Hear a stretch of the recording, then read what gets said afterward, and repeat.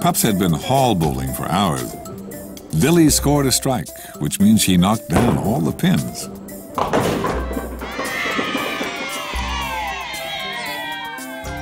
Smudge slipped when he threw the ball and slid right into the pins. Down they went again. Tanker thought that was worth a lot of points. Farrah laughed because no matter how she threw the ball, it always went the other way.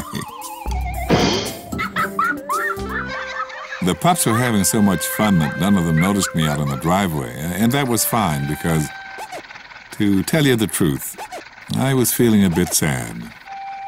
Earlier, when the Pups were giving me my shine-up, Tanker noticed a brown spot on my red paint.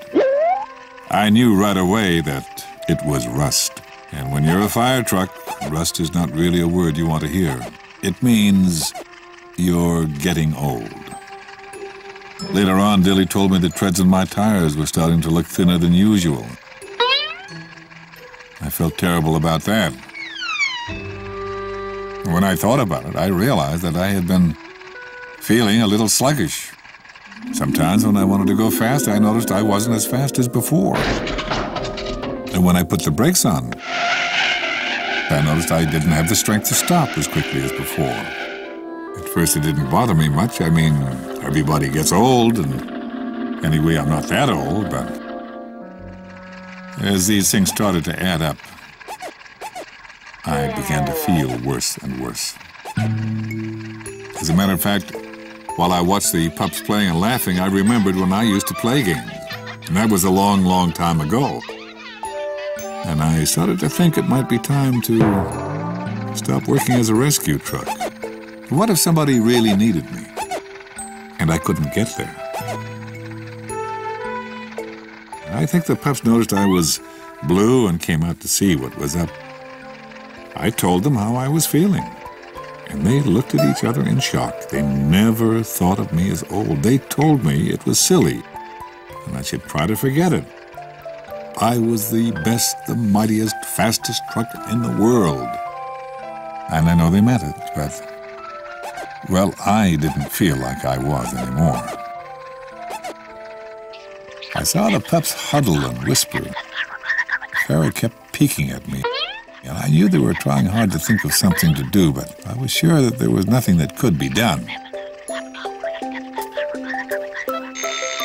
And before I knew it, they were in the kitchen making a call. I asked who they were calling. They told me it was a secret.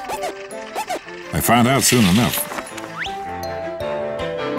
Rolf Royce tooted his horn at me as he drove in. Rolf was a mechanic, a kind of doctor for trucks.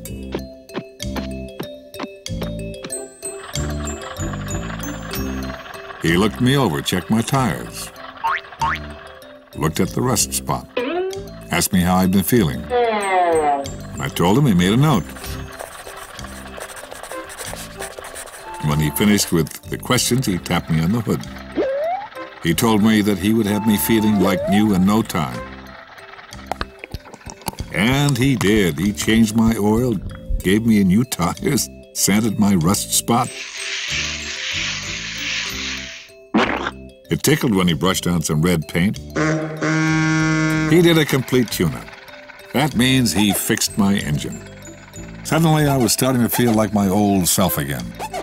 Actually, I felt excellent. I thanked Rolf.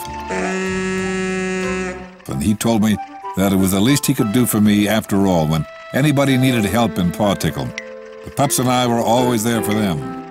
He was proud to be of help to us. Rolf waved as he went down the street. 4 little faces looked up at me, and I smiled and told them that everybody has their down days. I told them that all 4 of them had brightened mine up. I got a hug from each one, and just as I was getting my last hug from Tanker, the alarm bell rang. It was Philippe, and he was very upset. I told him we'd be there in seconds, and we were. My tune-up made me feel fabulous. From where we stood on Philippe's driveway, we could see a major problem. Philippe's son, Hopwell, was up in the tree. Philippe hurried over and explained that Hopwell had been practicing jumping, and he had jumped so high that he landed on the tree branch. Now he was afraid to jump down. That was understandable because kangaroos don't belong in trees. This time the pups didn't even have time to talk about what to do. I slipped my ladder up to the tree before they could do anything. Lily and Smudge held the bottom, and helped by Tanker, Hopwell climbed down.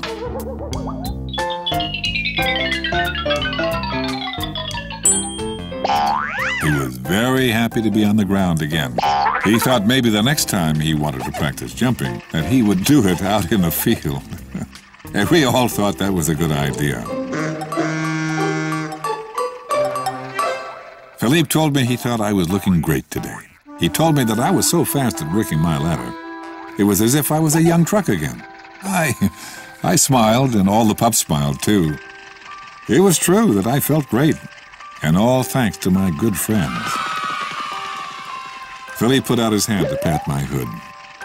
He said it was a good thing I wasn't too young, though, because the pups needed an experienced teacher, and I was the best they'd ever had. As I drove home, I thought about what Philippe said. I think Farah did too. She told me that she didn't care at all how old I was. She'd love me just the way I was. She added that no matter how old I got, she knew she could always learn new things from me. Everyone, from the tiniest baby to the oldest adult, has something fun to teach us. And we are so lucky to know each of them. I know I'm luckiest, though, because I know you. Here's some things that are fun to do. Fun for the friends who play with you. Fun for a bunch, or just for two. Fun for me, and fun for you. Like making a puppet. Take a small paper bag, lie it flat, and draw a face on it. You can stick on eyebrows, a nose, and a mouth, and whatever you like to make it funny. Careful you don't end up with them stuck on you.